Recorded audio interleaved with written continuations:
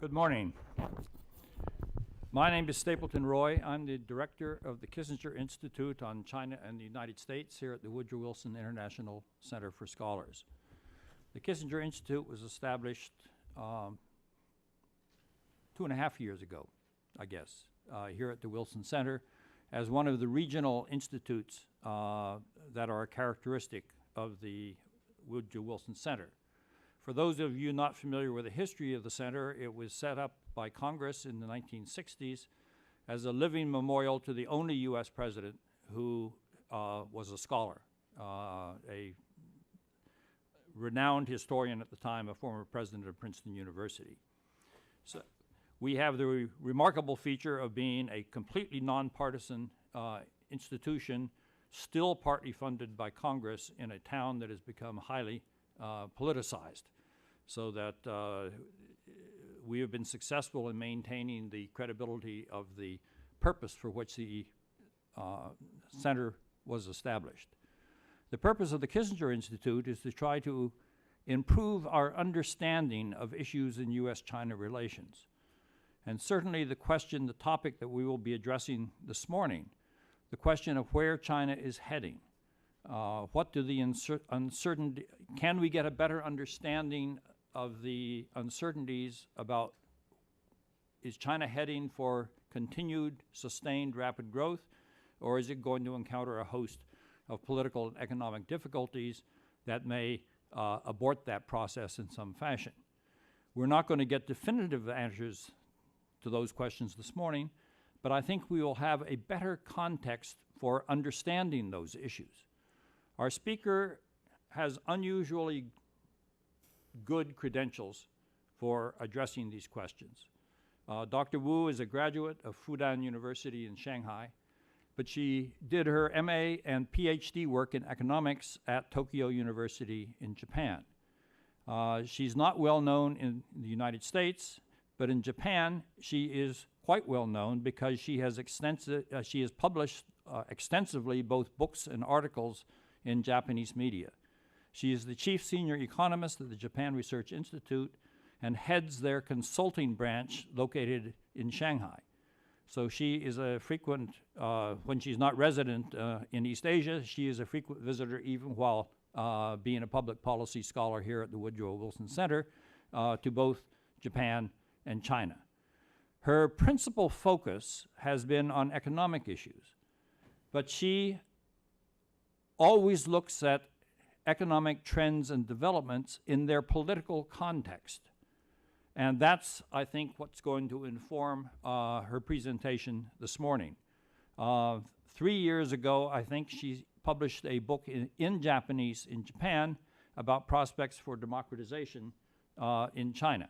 Unfortunately, the book is not available in English yet, but I hope at some point it will be translated, because it's the type of insights that Dr. Wu has been able to generate in the course of her work that I think can help us to understand better the enormous contradictions and complexities of China going through this extraordinary period of rapid growth. Dr. Wu, I will turn the floor over to you.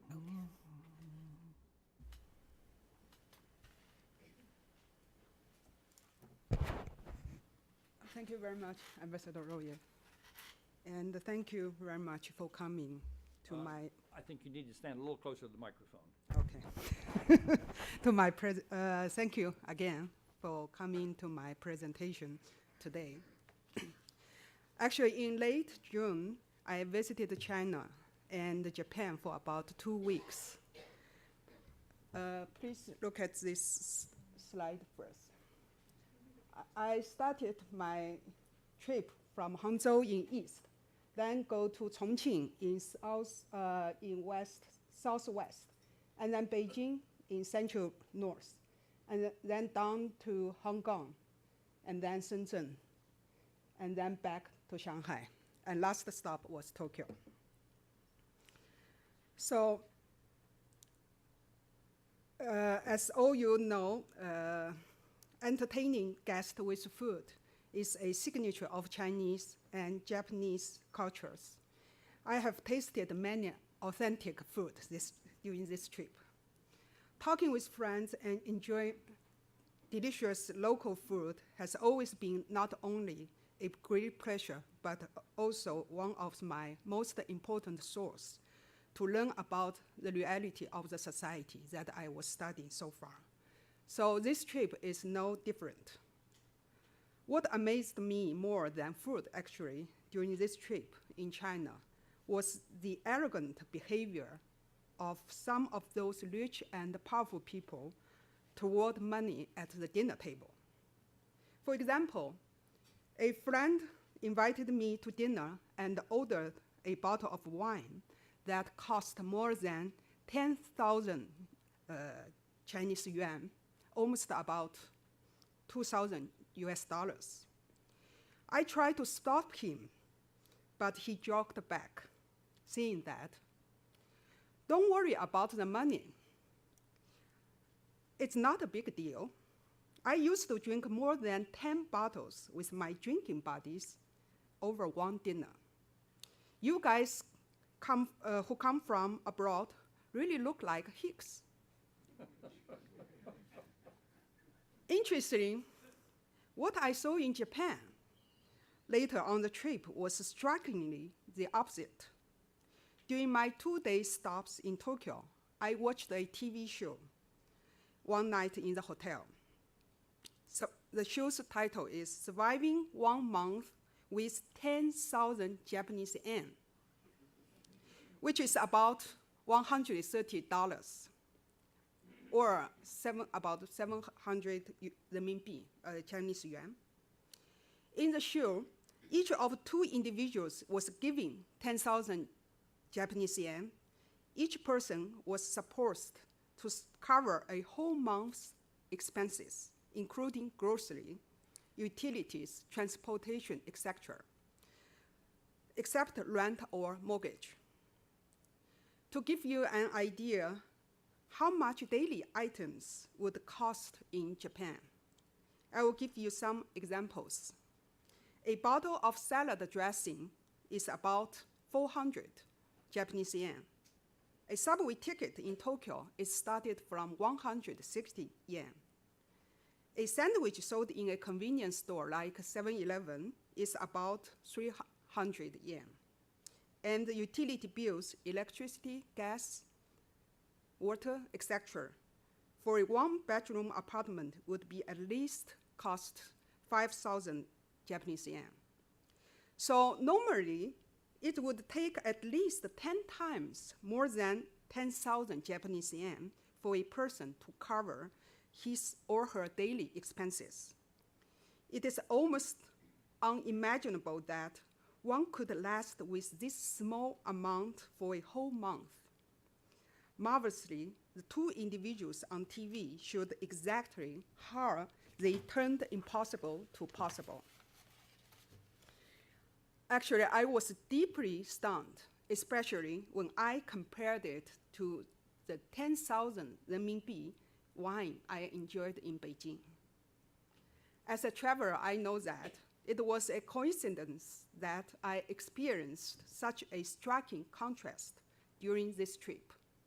However, we could infer from this trip of the iceberg the reality of the 2 countries to a certain degree. Though we cannot jump to conclusion about Japan by looking at this single TV show, it gives me a wake-up call that Japan has been in the process of transforming from a luxury-oriented society to saving-oriented society, which may indicate the downturn of Japanese economic power. However, the behavior of some of those rich and powerful in China demonstrates that China is on an upward swing. Meanwhile, it also indicates that bubbles are emerging in China's economy, though I'm not sure when they will burst. As an economist specializing in China's economy, my deeper concern is that in spite of this dramatically upward momentum and the numerous opportunities for success generated from its economic boom. An emerging trend of immigration abroad is taking shape and getting stronger than ever in China. This was the first time that the beneficiaries of China's growth talked with me directly or indirectly about their intention of immigrating abroad.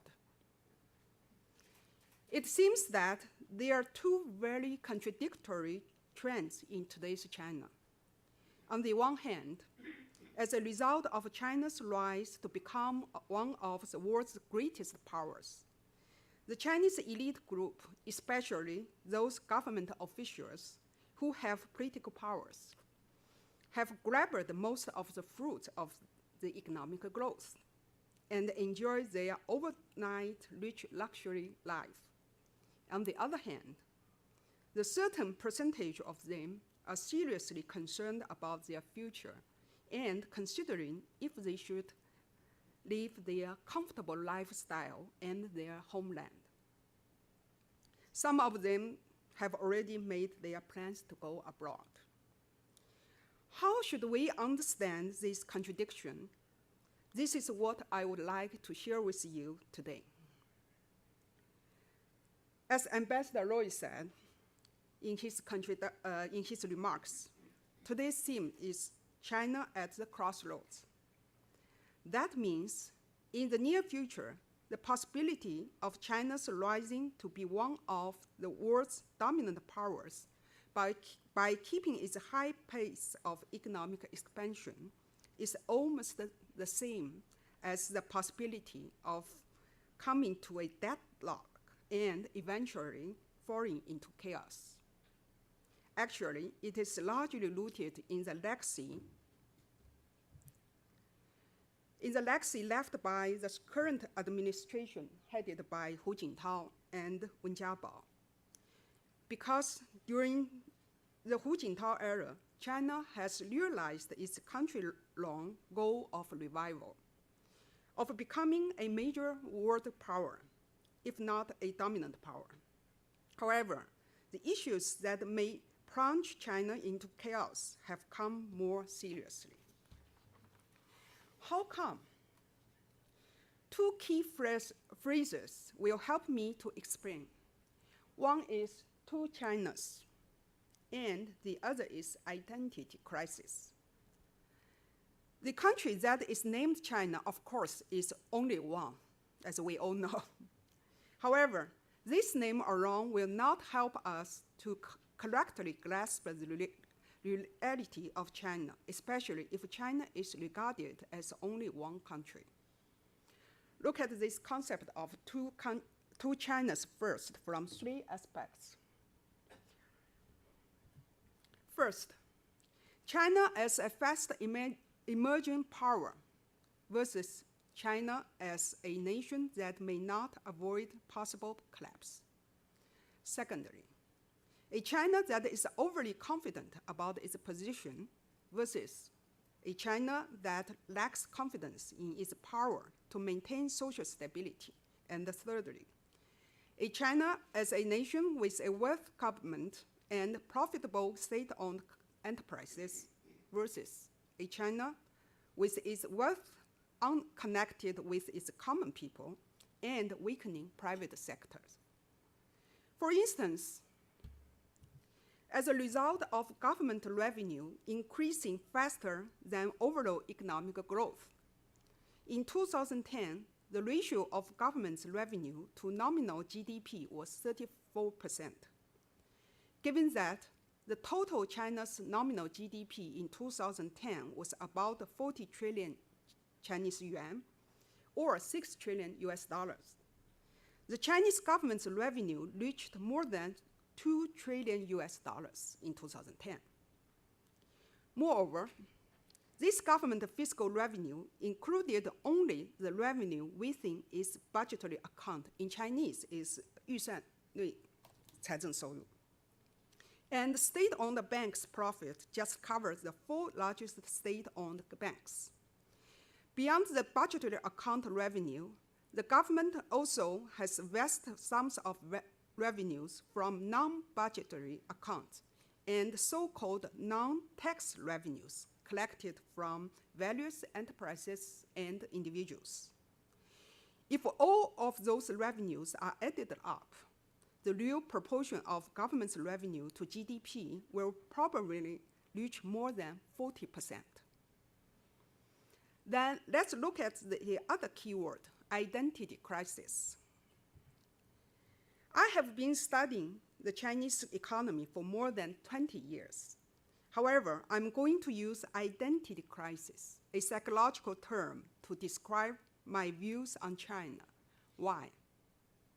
As a researcher who started her career driven by a personal desire rather than academic interest to investigate China's direction, I have been testing the limit of my knowledge. In the fall of 1989, just right after the Tiananmen Square incident, based on my gut feeling that an outcome of economic reform and development would define China's direction, I chose the Chinese economy as my research subject. 16 years later, around 2005, I realized that it would be difficult to explain the reality of China if we only study from the perspective of its economy, and thus expanded my view to the political and historical fields. In my last presentation here in the center in January 2010, I shared my thoughts that a psychological analysis would be essential to understanding China's foreign and domestic policies in the wake of 2008 global financial crisis. Today, I have concluded that China is facing an identity crisis that impairs the ability of many Chinese, including its leaders, to make objective judgments about China itself and weakens their ability of handling relationship with the rest of the world. If we look at the behavior of China's policymakers after the 2008, especially in the last year, what they said and what they did, we can say that many of them are psychologically exhilarated. Two factors have contributed to this psychological exhilaration, one internal and one external. The internal factor is how quickly China has achieved its century-long goal of becoming one of the most important powers in the world, especially with its rapid recovery from 2008 financial crisis. China's global stature is unprecedented in its modern history, and it has achieved its goal not in decades, but in just a few short years. In the mind of some Chinese, this achievement is symbolized by successfully hosting the 2008 Olympic Games, replacing Japan as the world's second largest economy, and by the recognition of the international community that China has emerged as a so-called G2 partner with the United States. The external factor attributing to China's identity crisis is that nations throughout the world, including the Western countries and the United States, hold China in higher standing now than before. Many commentaries, when discussing the 2008 global financial crisis, concluded that China's one-party system outperformed the partisan United States, stagnant Japan, and incoherent Europe when it comes to the crisis. In other words, although China recovered with a series of measures against the odds of a market economy, it received a broad chorus of praise. But strangely, China seems somewhat confused about how it should react. After I have shared with you my basic perspectives on analyzing China's current situation, Now it's time to talk about the exact meaning of the crossroad that China is facing. As you all can tell, there's no single objective, such as economic or political, to describe the crossroad. Because from my view, the crossroads that China is facing is a comprehensive one. Let's look at this crossroad from the political aspect first. Because China's one-party regime has been in existence since 1941, some may think that Chinese politicians have been consistently moving in one direction. This is not true, actually. Please look at this slide. In the past 62 years, from 1949, Chinese politicians actually have been at the crossroad a few times. One of the most important reasons that the Chinese Communist Party, CCP, could defeat the Kuomintang in 1941 was that the CCP promised the nation that it could build up a free and democratic nation when it gained power. Thus, CCP was actually immediately facing a crossroad as soon as it took over.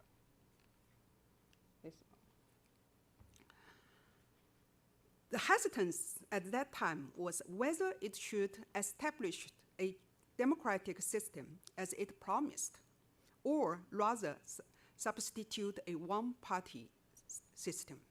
Needless to say, CCP chose the latter. Around 1979, CCP was at another crossroad, that is, whether it should initiate economic reform or maintain its traditional planned economy. Everyone knows what choice CCP made at that time. In 1989, triggered by the Tiananmen Square incident, whether China should continue its road of reform and opening policy or go back to its old way, become a big question for CCP again. Since then, more than 20 years have passed, and now China has come to another major turning point for the fourth time.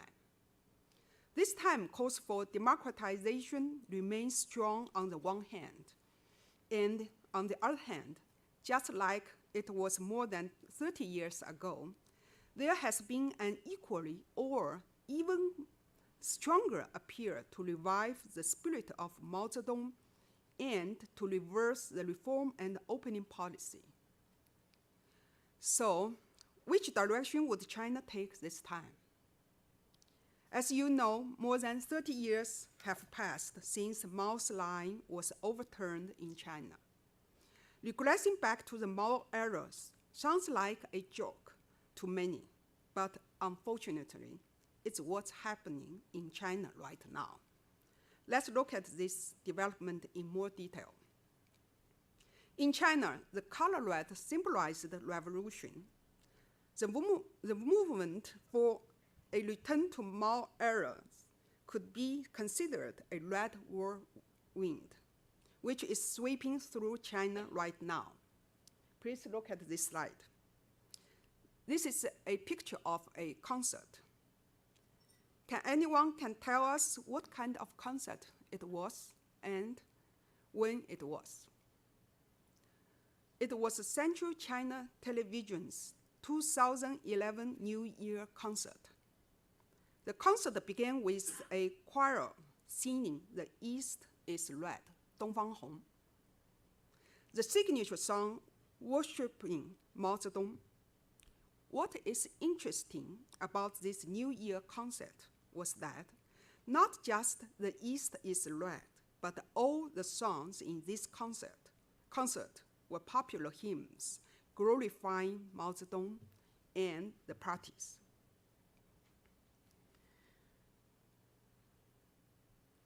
They are also called red songs, this kind of song. It was the first time that CCTV chose red as its theme for its annual New Year's concert since the end of 1970s. Of course, this concert is only a typical example showing how strong the red whirlwind currently sweeping through China is. In every city I visited in China this time, the airwaves were full of historical dramas depicting heroic People's Liberation Army soldiers and party officials battling various enemies, and the red songs were sung in the workplace and in school. As all of you may know that, during the Mao era, the only songs that the Chinese were allowed to sing were these revolutionary songs. Because of that, for people like me, who spent their impressionable youth during the Mao era, hearing or singing a red song like "The East is Red" has always left us with very complicated feelings, somewhat nostalgic, but sad. This current red whirlwind has made not only me, but also most people of my generations and previous generations feel concerned as to where the red whirlwind is leading China to. Nostalgia for Mao's era is also being shown in other aspects, such as enhanced suppression of dissidents and reinforced government control of the economy and the society. Let's take Chongqing, the city where the red song whirlwind began, as an example. In Chongqing, the red song whirlwind was a part of a movement crackdown on the mafia, a movement incited about 4 years ago by Bo Xilai, in Chinese, 唱红打黑.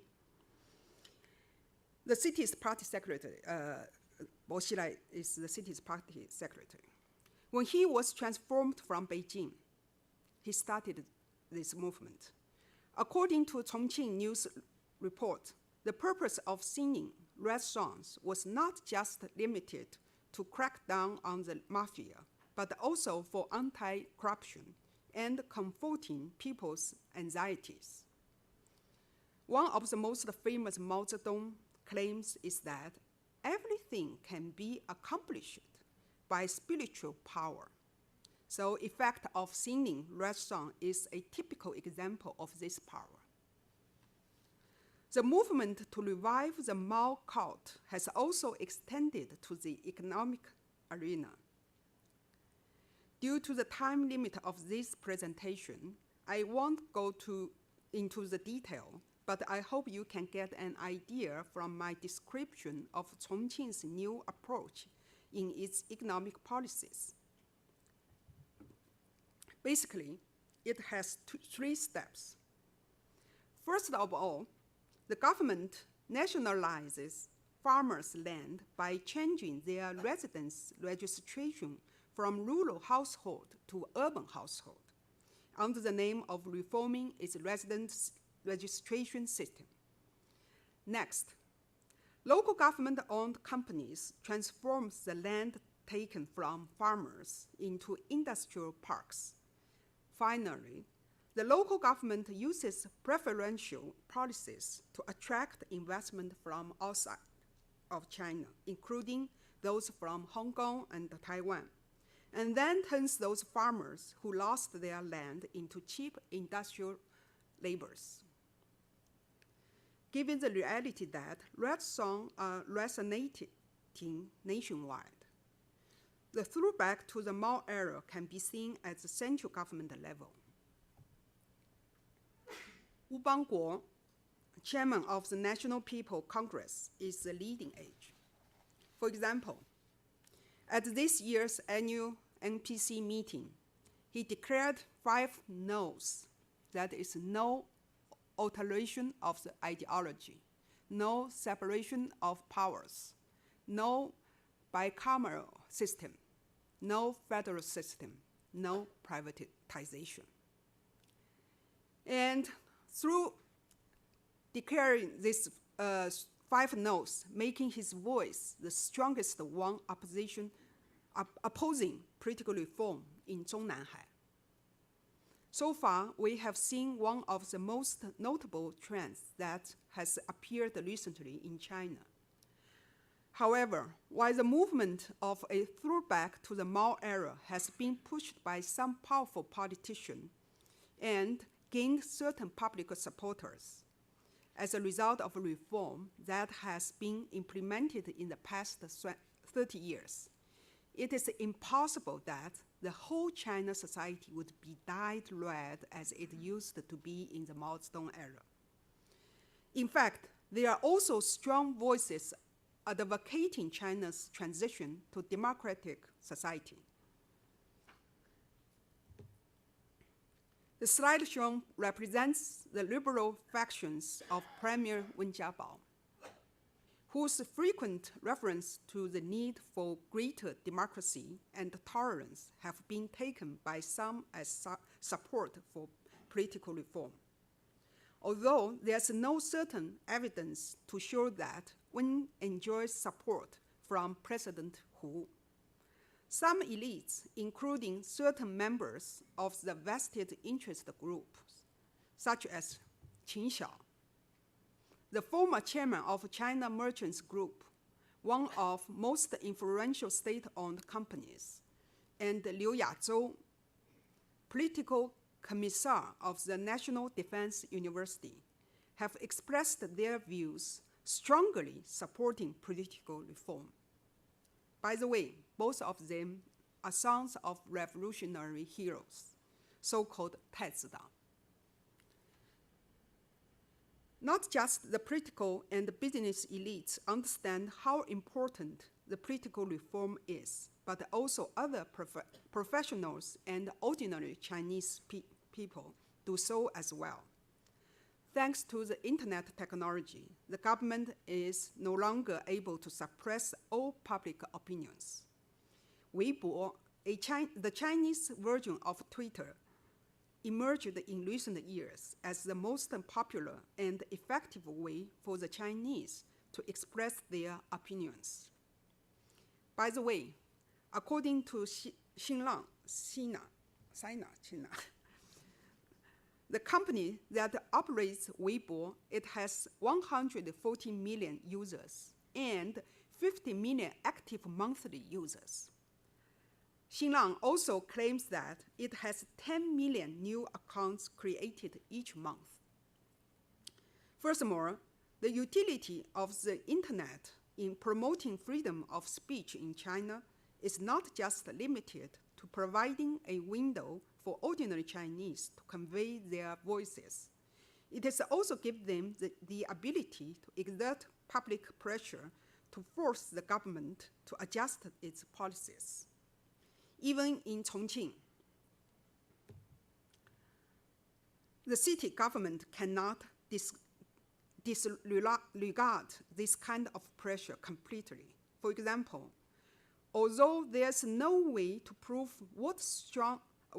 that strong public opinion, which was expressed and expanded nationwide through Weibo, was the primary factor that made Chongqing public prosecutor withdrew its second accusation against Li Zhuang, an outspoken lawyer. It is at least certain that public opinions put great pressure on Chongqing and the central government. By the way, Li Zhuang once represented one of the Chongqing gangsters.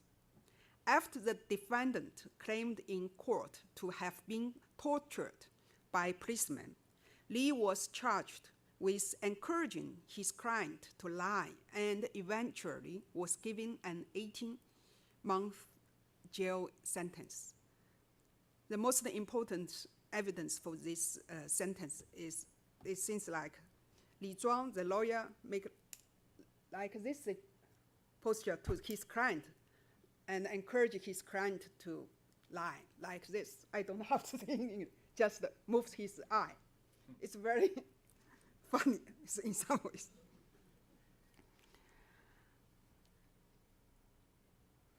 In March 2011, 3 months before his release, the Chongqing public prosecutor accused him once again. The reason that the Chongqing public prosecution made this accusation was that they found Li's missing offense. But many believe that the real reason was that the Chongqing government feared that he would speak out and tell the inside story behind his first accusation if he was released. Ideological battles have been spilled out into the tightly controlled official media. In April of this year, the People's Daily, the CCP's mouthpiece, published a series of articles that called for greater tolerance of dissent. The final piece in the series that China would achieve stability only by allowing people to make their voices heard rather than suppressing them. But the backlash came almost immediately. At the end of May, another editorial in the People's Daily called for political discipline and criticized some government officials for their irresponsible comments on ideology. Through my analysis so far, we can see that the current political situation in China is crucial, and the direction that China is heading toward will largely decide the nation's future. Now is the time to see what is happening in the economic arena. Many economists are expressing their views on China, and probably most of the people sitting here also have certain ideas about the Chinese economy, such as how fast the growth rate is and how dangerous the housing bubble is. So I don't think it is necessary to talk about the details about the Chinese economy. Instead, I will try to illustrate China's economic situation by noting two puzzles that have plagued me for a while. First, why has China been able to maintain its economic expansion at a very fast pace despite its facing many serious problems?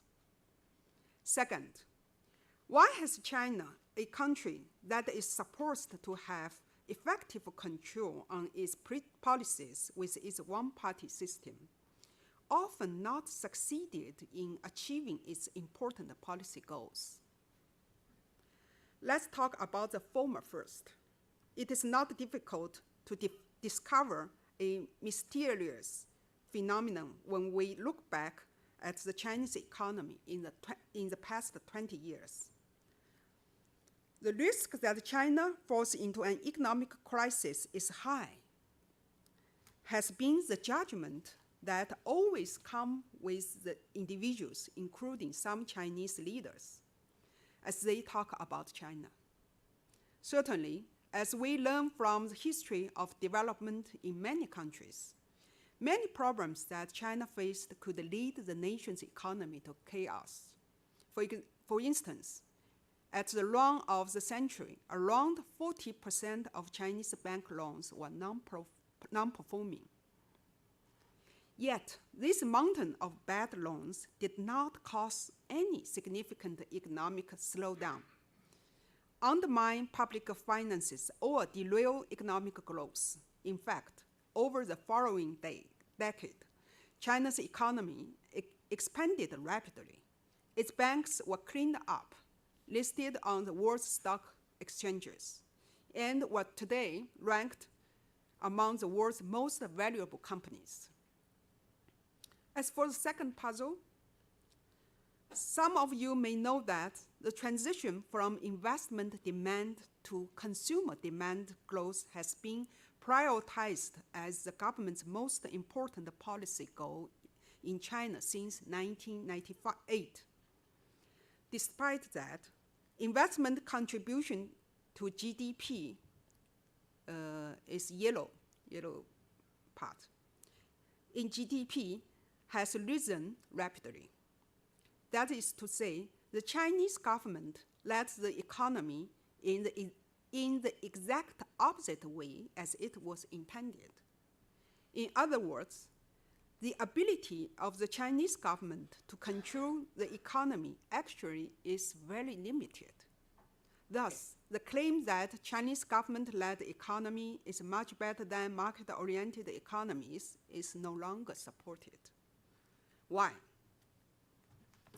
Figuring out the mechanism that drivers a fast-growing economy like the Chinese economy is not easy.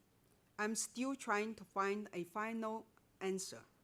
But as a tentative conclusion, I would say that as a result that the Chinese Communist Party's effort to maintain its power and control, it has created a sort of mechanism that could keep China's economic expansion fast for a while, even though the nation has always suffered mounting serious problems. Two factors have made this mechanism work.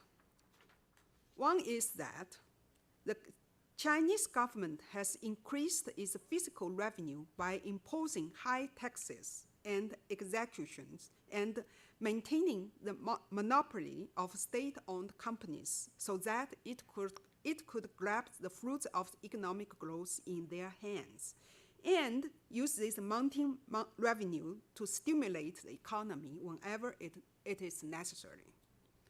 As I mentioned before, in 2010, the ratio of the Chinese government's revenue to nominal GDP reached about 40%.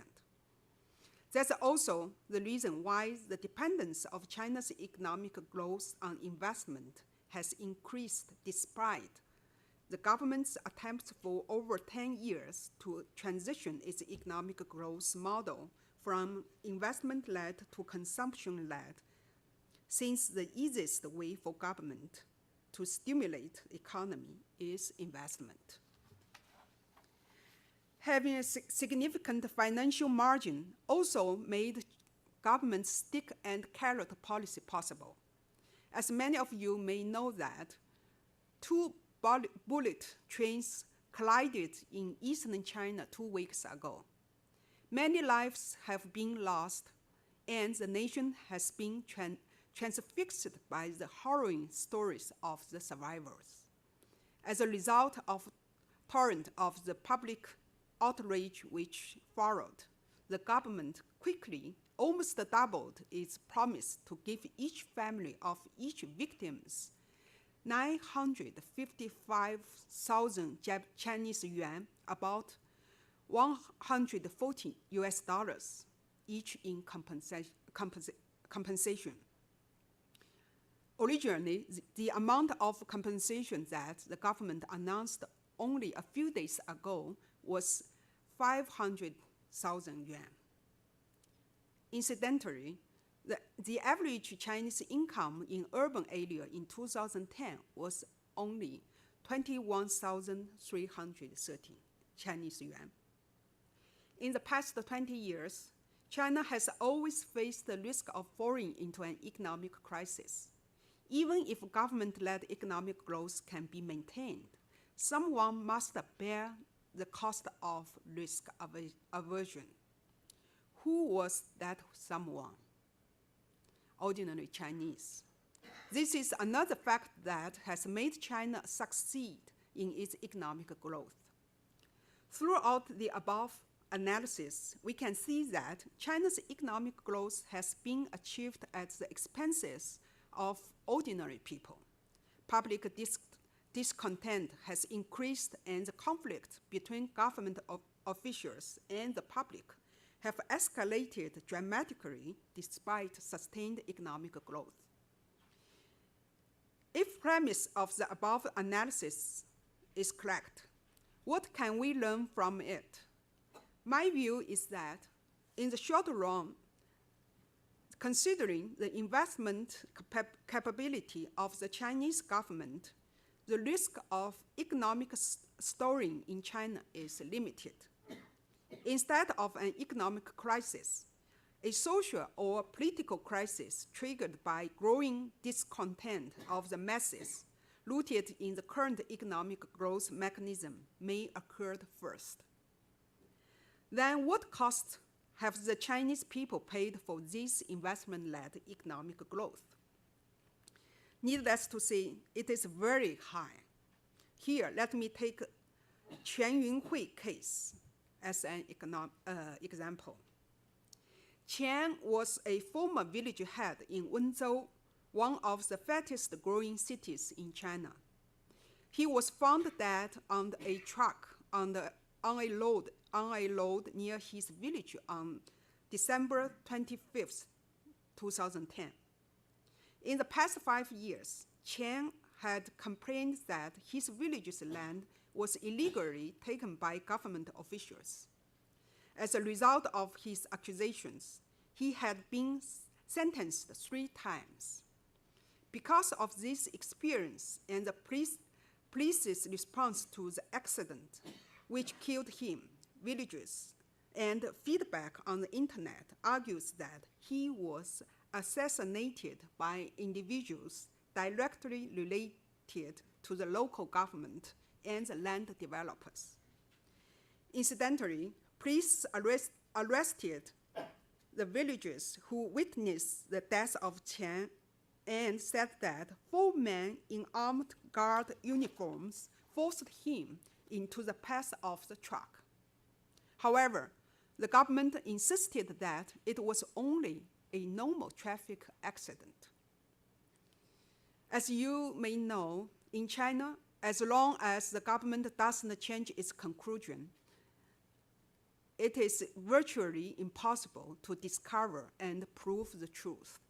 However, given the fact that the amount of compensation that the government gave Qian's family was more than 1 million Chinese yuan, about 160,000 US dollars, and the fact that the government forced Qian's family to sign an agreement to give up the right to investigate the cause of death, it is reasonable to suspect that there was something more to the story. Of course, the purpose of raising this case here is not to investigate the real reason that caused Qian's death. But through this case, we can see how fierce the conflict is between the government and the public over land rights. Why? It is because revenues from land have become the most majority source of local government's fiscal income. Please look at this chart. For instance, the revenue from land transfers was 2.7 trillion Chinese yuan, or more than 40 million US dollars. And the land revenue accounted for more than 40% of local government's total fiscal revenues in 2010. As you know, Chinese language is a very concise language, and many words have 2 or more different meanings. As a result, sometimes we can describe a very complicated situation in China by using very few words. As I mentioned before, the relations between government officials and the public have deteriorated rapidly in the recent years. Why? 2 words that have been frequently used in China can help us to understand the situation. One is 权力, namely power. Other is 权利, namely rights. Needless to say, in most of cases, former means the power of government officials, and the latter means the rights of the public. The main reason causing tension between the government and the public in China is that, on the one hand, the government officials' power on social and economic matters has expanded rapidly. On the other hand, however, the awareness of the public of their rights has also been growing very fast. In these circumstances, government officials make every effort to expand their powers in the name of 维稳, or maintaining social stability. And at the same time, the movement of Weiquan, namely the public effort to protect their legal rights and interests, have surged in every corner of the Chinese society. As a result, in recent years, the government's expenditures to maintain social stability have increased dramatically. I have shared with you my views on China's domestic situation.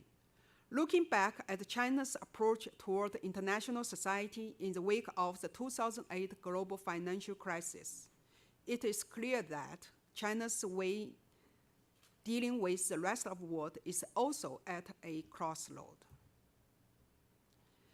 which can be summarized in one point. That is, whether China will change its long-standing low-profile foreign policy. If the answer is yes, then to what degree will it change? Finally, given the fact that China is at a comprehensive crossroad, what kind of picture can we have of its foreseeable future? Actually, I have already presupposed two possible futures. If we conclude that the current uncertain situation is due to the distress over democratization, then in the near future, it is possible that China will establish its democratic system for the first time in its history. This case can be further subdivided into two scenarios. One is implementing political reform in conjunction with a coordinated foreign policy. And the other is carrying on a political reform but taking a harder stance internationally. Meanwhile, if the current uncertain situation is an omen of the current system's collapse, then China will be caught in a big mess. Similarly, this case also can be further subdivided into two scenarios. One is returning to the Mao Zedong era and eventually leading the nation into a civil war. The other is a collapse like the Soviet Union. My view, at least for now, is that the most likely scenario is the second scenario of the first one. This is scenario B.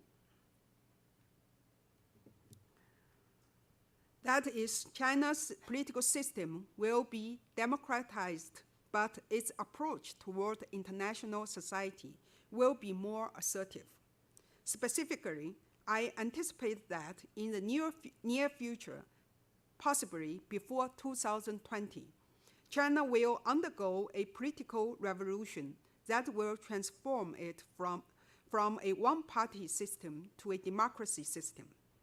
Further, the transformation would not follow the usual pattern of the revolution triggered by a revolt of the masses, as it has often experienced in the nation's history. Rather, it would originate from the top within the ruling party, CCP. How have I come to this conclusion? It is no doubt that promoting democracy in China is an extremely difficult task. An ancient Chinese proverb states that the right time, the right place, and the right people, 天时地利人和, are three preconditions for any great achievement. Of course, this principle may be applied to the history of any country, while it may be in different languages and words. The reason I predict that China would carry out its political reform in the near future is that I believe that the above three preconditions would have reached maturity within the term of next generation of leadership, which will last 10 years from 2012 to 2022. By the term of establishing a socialist market economy, the Chinese government developed and implemented over the past years a system that can be best characterized as bureaucratized capitalism. Some people say it's state capitalism. The term refers to a system that was instigated, designed, and carried out by the bureaucrats in the CCP and its government. It is a system that is of the bureaucrats and for the bureaucrats and their associates. Consequently, as the bureaucracy tightened up its grip on the economy, it has also become a profit-sharing partner that harvested most from the economic growth generated by this system. Given such circumstances, it has been questioned whether the CCP, having amassed enormous vested interest group and in the meantime contracted in an infrastructure for the practice, would ever have any desire to carry out any reform, especially a political reform that could deprive it of its power as the ruling party. Huge vested interest combined with rapid economic growth has positioned China as a promising superpower in the world affairs, which may be seen as possible evidence that the CCP indeed no longer has an urgent desire for reform. Nevertheless, the other side of the coin tells a different story. With the spread of corruption and unprecedented widening of disparity in income, social conflict and opposing sentiments have been escalating throughout the whole country. Political forces from both the left and the right have felt the growing pressures and demanded change with their voices louder than ever. To the CCP, political reform has come of age. I think it is CCP's last-ditch battle. From an economic perspective, while democratization is essential for transition China's growth model from one driven by investment expansion to a model driven by sustainability, it will also help cement the position of those who have gained vested interest through the economic reform based on the bureaucratized capitalism. In other words, the present China is approaching the right time and the right place, two of the preconditions for success for its political reform.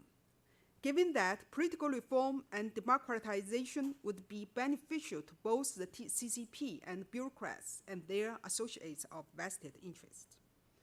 The probability of political reform is also high in terms of third precondition for a great achievement, the right people.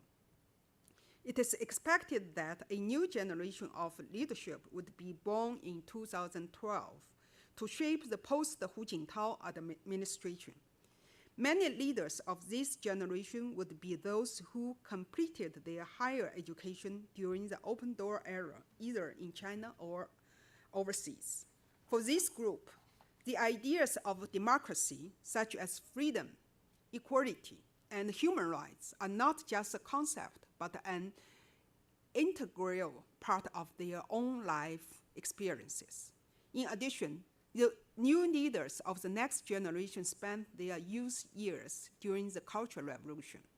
Most of this generation was sent to the countryside after graduation from middle or high school, so-called 下放. Despite tough times, they continued to study hard and to think deeply about China's as well as their own future, when they had no control of either and when the outlook for the both were dim. Because of this unique background, the emerging new leaders of 2012 would very likely emerge to be ones with a strong sense of mission and keen sight in identifying historical trends. I'd like to conclude that the the CCP would embark on a full-scale course leading to democratization by 2012 too, before the governing term of this generation is due. Where exactly is China headed? I intend to watch carefully along all of you. Thank you very much.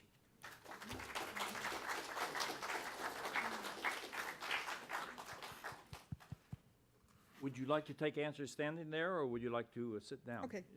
Either way, Yeah. either way works. Okay, thank you. Well, we haven't been dealing with small issues here. And to think that we can get sufficient data in 1 hour to be able to determine China's future course, I think is perhaps ambitious. But I think Dr. Wu in her presentation has illustrated how she is trying to link economic development factors to the types of choices that are facing the leaders. I think we have about a half an hour to open things up, but I'm going to start with a first question. You are positing that the pressures for political reform will emerge during this fifth generation of leaders that come into office in 2012. Some people think it's more likely to occur in the following decade. In other words, the sixth generation that come in 2022 are more likely to feel that the contradictions you have outlined so thoroughly that will come to a head during this next 10-year period require political reform, whereas this fifth generation conceivably could feel like Wu Bangguo, that you still can use repression to keep the forces under control, and whether they're successful or unsuccessful may determine the fate of how things develop. Can you comment? Maybe one of the biggest evidence or reasons that I think China will go to political reform under the next generation. The biggest reason is, one of the biggest reasons is the time. Mm-hmm. I think China cannot wait until the next generation, more 10 years. The situation in China, politically or economically or socially, cannot wait for so long time. Actually, this time when I was in Beijing, I was very surprised to hear that some people, maybe it's quite high rank of people, they even worry about if they can smooth transfer their power next year. Mm-hmm. So actually, I don't think they cannot do that. I believe they have this power. But when I said, no, I don't think so. But my friend said, yes, you just see what you can observe. Mm-hmm. But they can see something we cannot observe. Mm-hmm. So I think no time for China to wait for more 10 years. 10 more years. Yes. Okay, thank you. Begin in the rear. Hi, Joe Bosco with CSIS and National Security Consultant. Thank you for a wonderful presentation. My question is, there was no reference to the potential role of the West in the internal debate that's going on in China. Should the U.S. and other Western countries be pressing on human rights and democracy?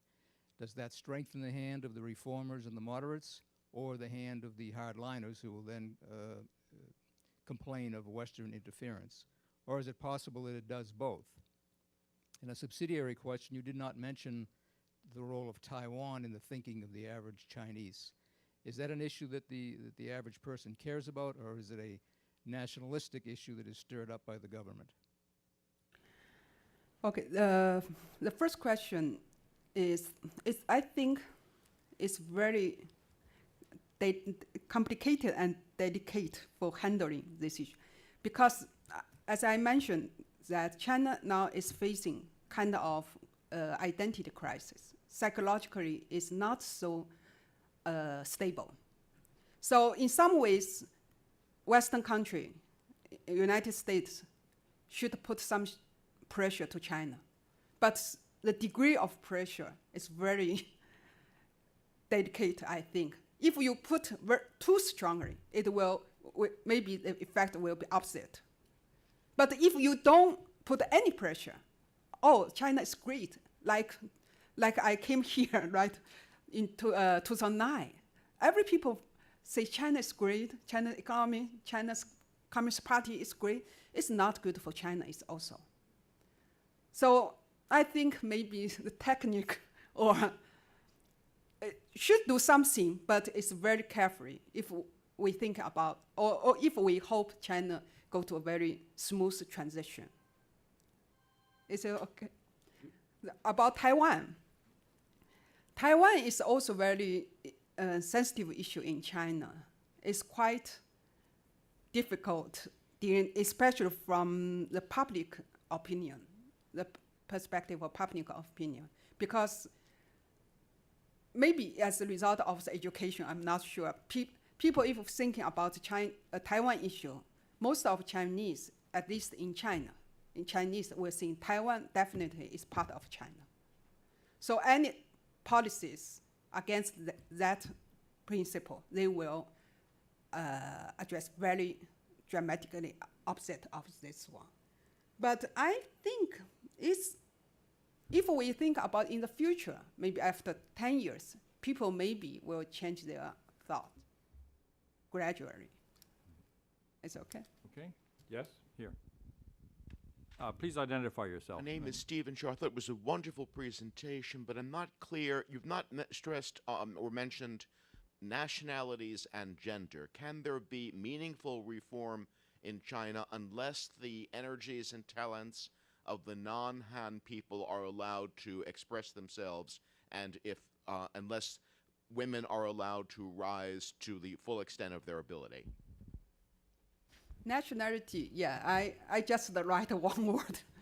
It's in the coming years, or coming decades maybe, it will be big issue for China. It's already have a big issue. But I think maybe we can see this from two perspectives.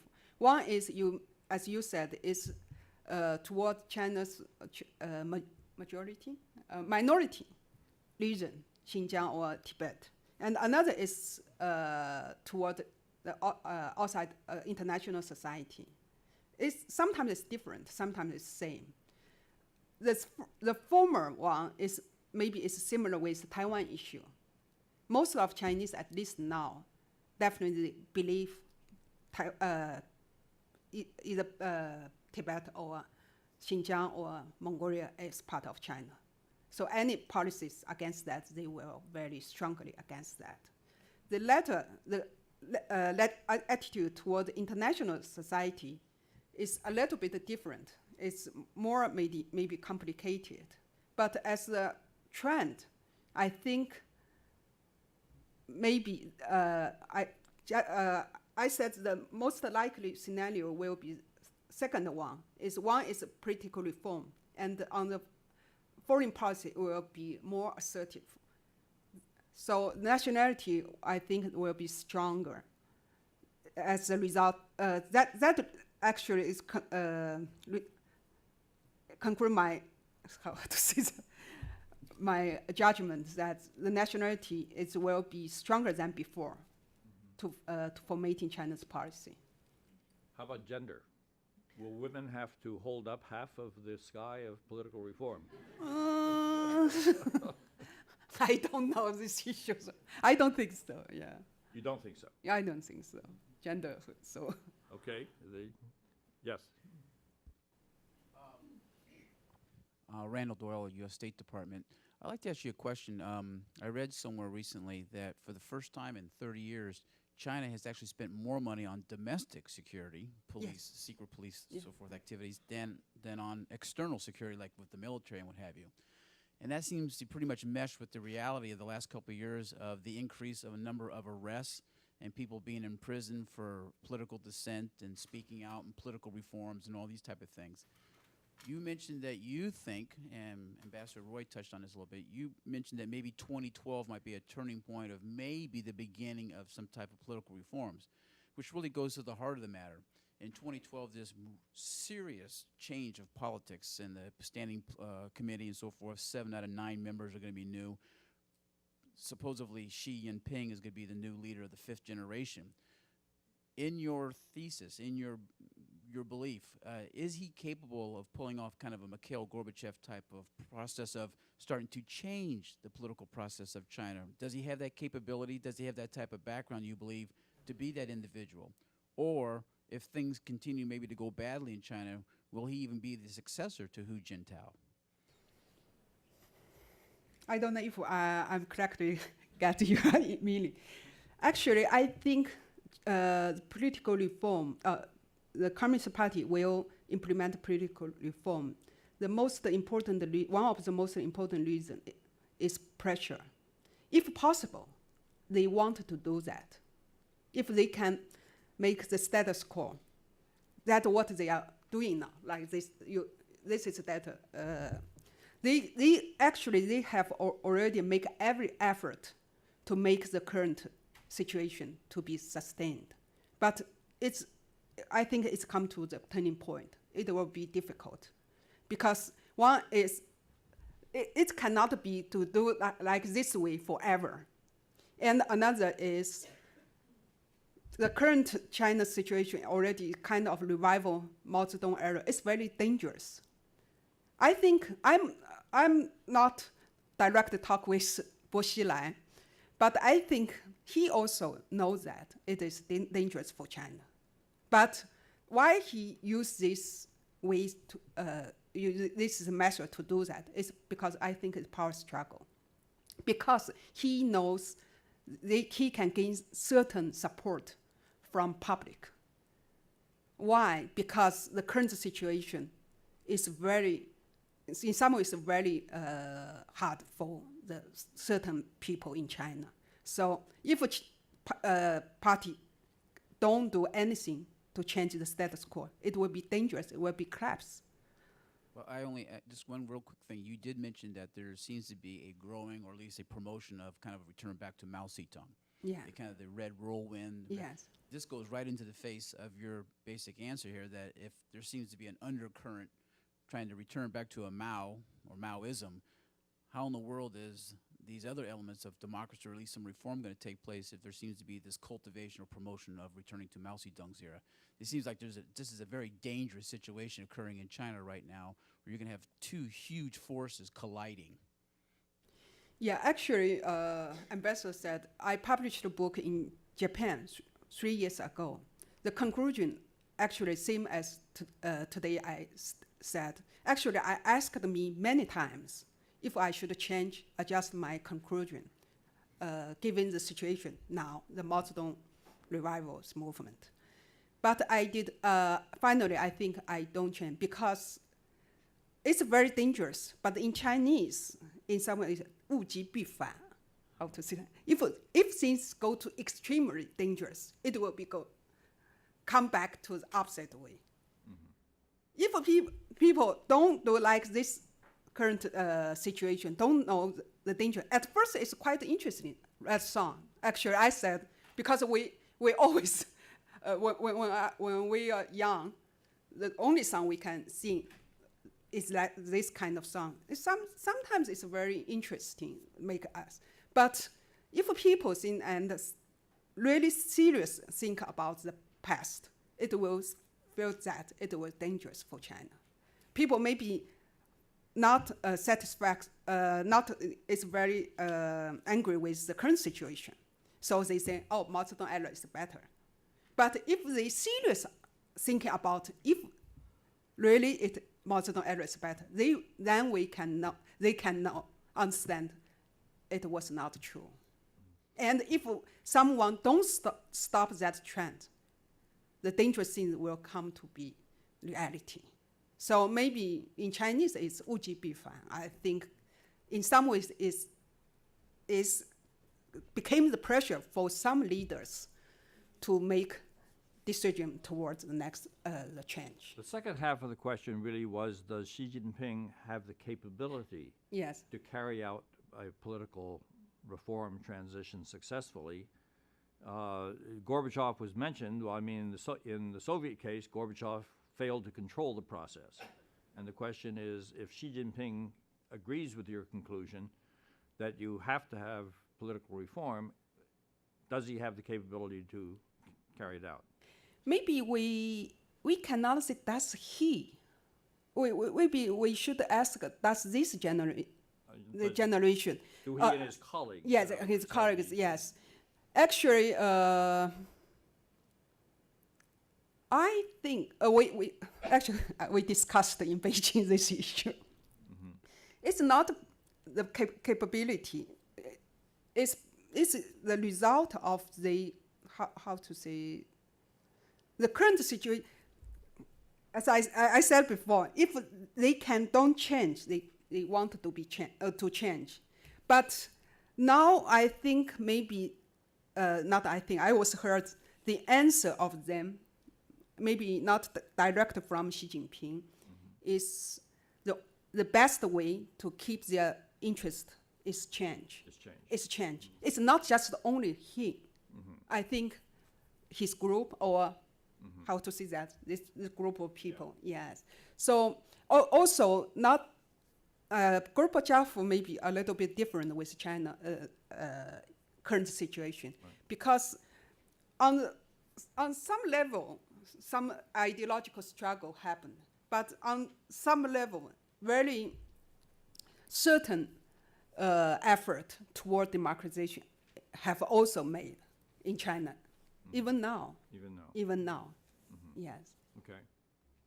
Yes, here.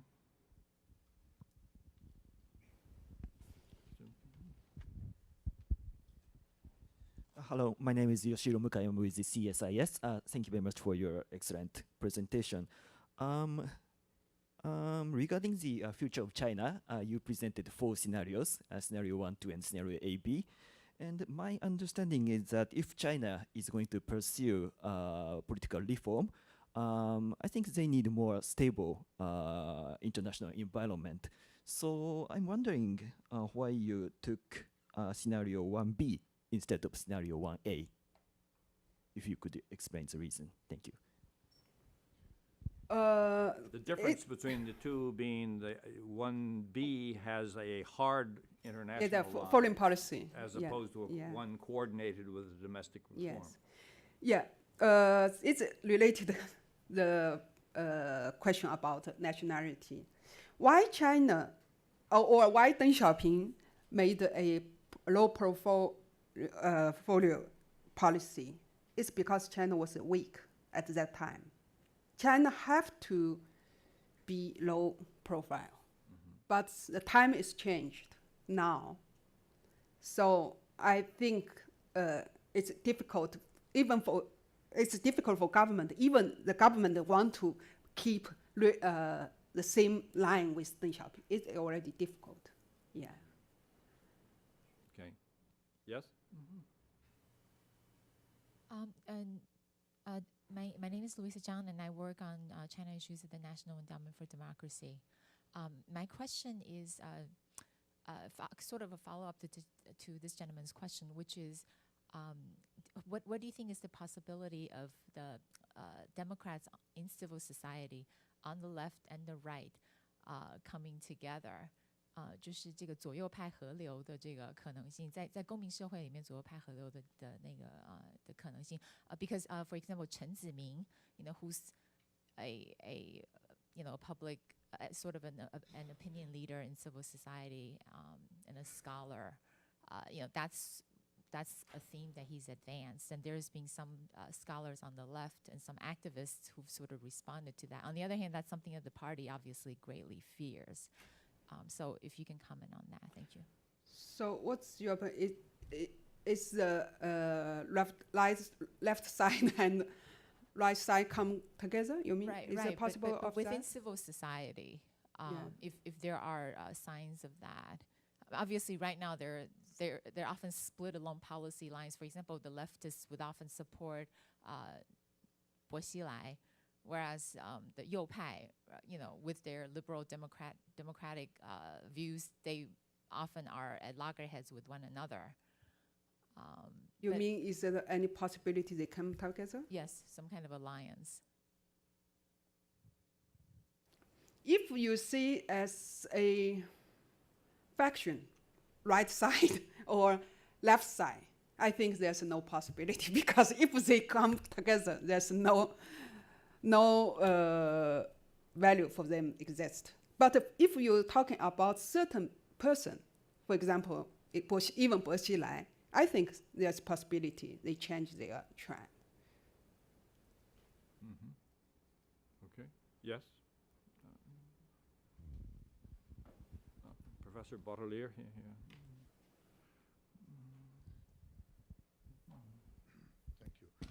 I'm Peter Botellier. I'm teaching at Johns Hopkins SAIS.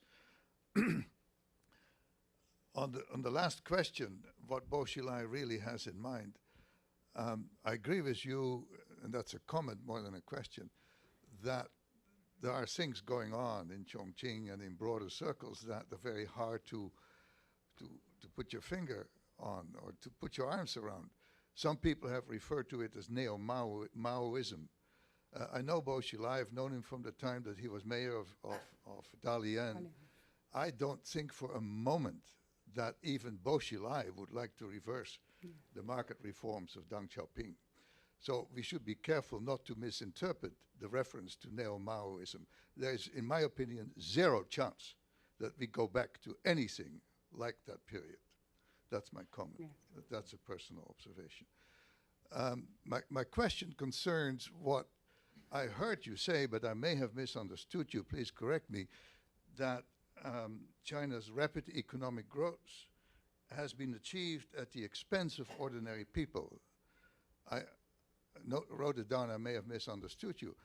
Well, I'd like to question you on that and actually challenge you. I don't believe that that is true at all. I think the vast majority of the Chinese people have benefited enormously from the rapid growth. Undoubtedly, there are groups and people who have suffered from pollution and discrimination, corruption, and so on. But to suggest that somehow the bulk of ordinary people have not enjoyed any benefits from this rapid economic growth, in my opinion, is completely incorrect.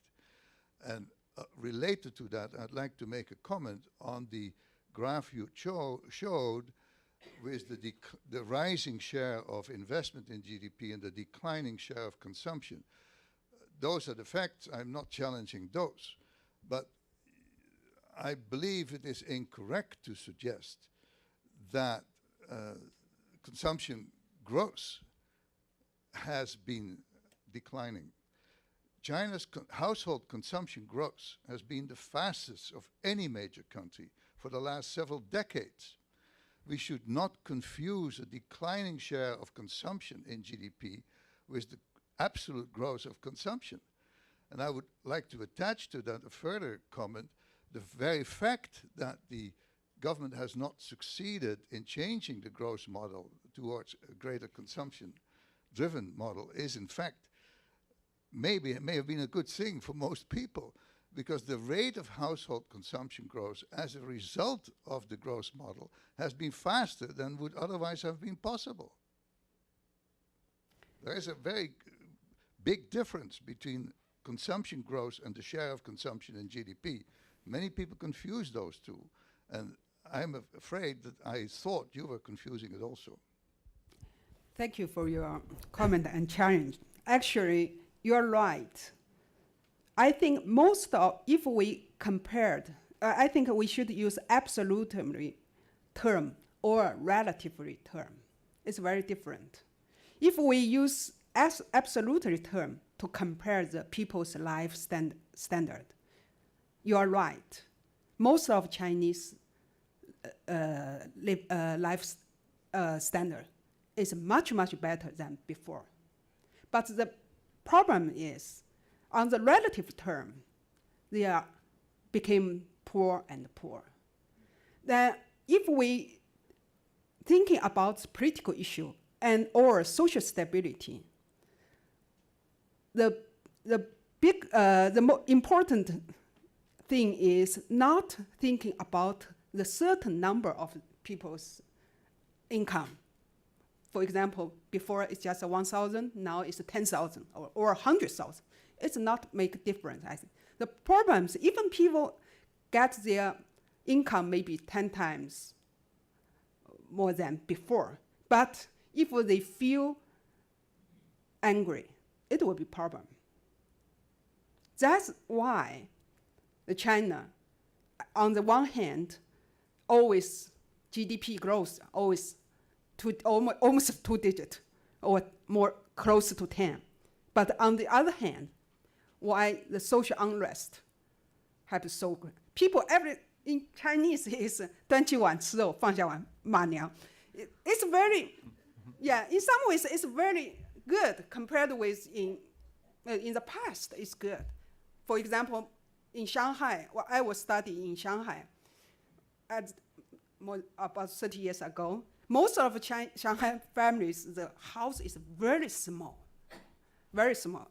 For me, even for me, it's unbelievable. But now they have quite a big house, actually. But if you ask them, are you satisfied with the current situation? No. Most of the people maybe say no. That's the big problem, because the mechanism that driven China's economic growth is not fair for certain people, or for majority of some people. Even for, there's some research survey on the Chinese servant officials. Even officials, or I think government sector, it should be most beneficial, favored sector in China. But even for government officials, most of them, they don't feel good about the current situation. Because everyone, they have some angry with something, with someone. That's the system is problem. Well, maybe, I think we're running out of time. This may be a good note to end on, because I think it shows both the complexity of the issue we're dealing with.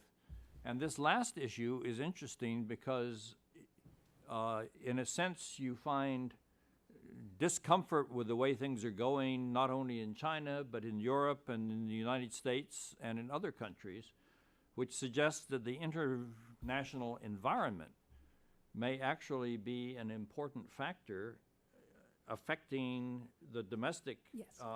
trends within China. Because it does matter. We saw in 1968 that instability factors in one part of the world can have a rather difficult to understand spillover effect into other parts of the world, where revolutionary movements gain traction, which you wouldn't expect. So you have Great Cultural Revolution in China, and you have the 68 problems in France that brought down General de Gaulle. And you have the German problems in the Red Army in Japan, Yes. and these types of phenomena. So that's a completely different topic, but it shows the potential connectivity in a globalized world between trends in one part of the world and what will emerge in other parts of the world. So thank you, Dr. Wu, for a fascinating presentation, and thank all of you for joining us today. Thank you.